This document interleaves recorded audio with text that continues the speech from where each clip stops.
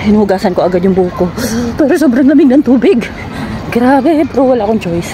Kailangan. Wait. Sige, samaya na.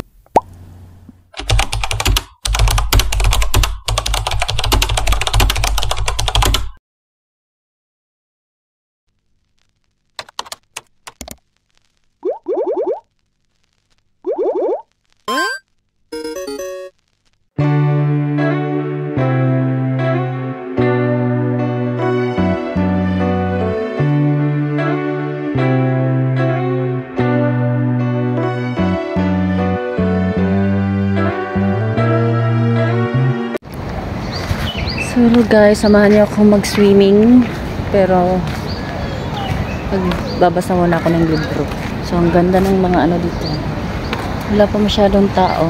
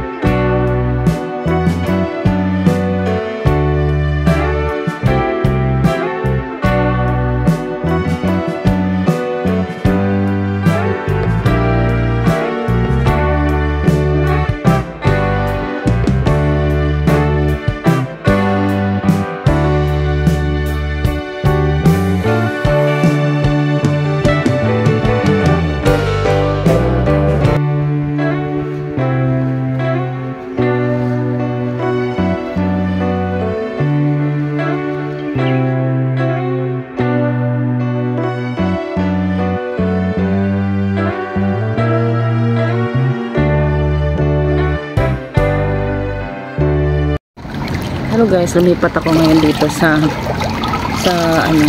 ibang pool. Actually, pambatang pool ito.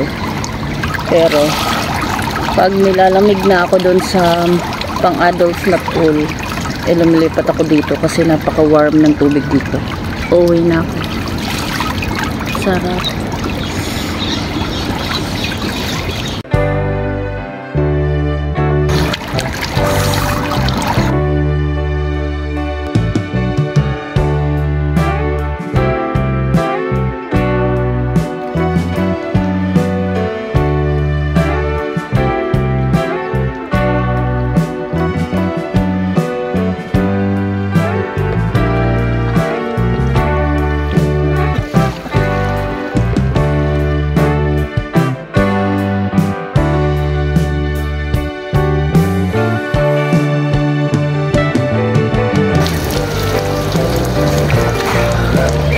Grabe guys, sobrang lamig ng tubig pero wala akong choice.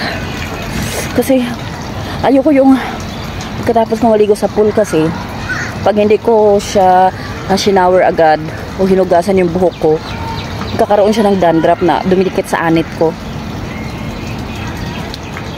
Kaya ayoko ng ganun.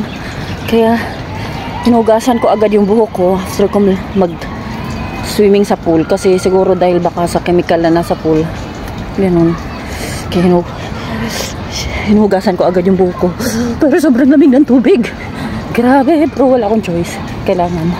Wait. Sige, samaya na. Uwi na ako. Sobrang lamig guys. So, uuwi na ako. Pero may papakita muna ako sa inyo. Ang ganda. Ngayon ko lang po napansin.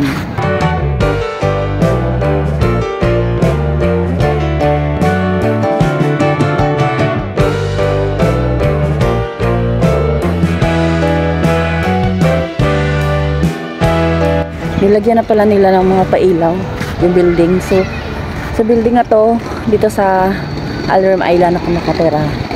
So, talaga kasi nanginginig na ako sa lamig. Grabe. Pero balak kong lumabas ulit.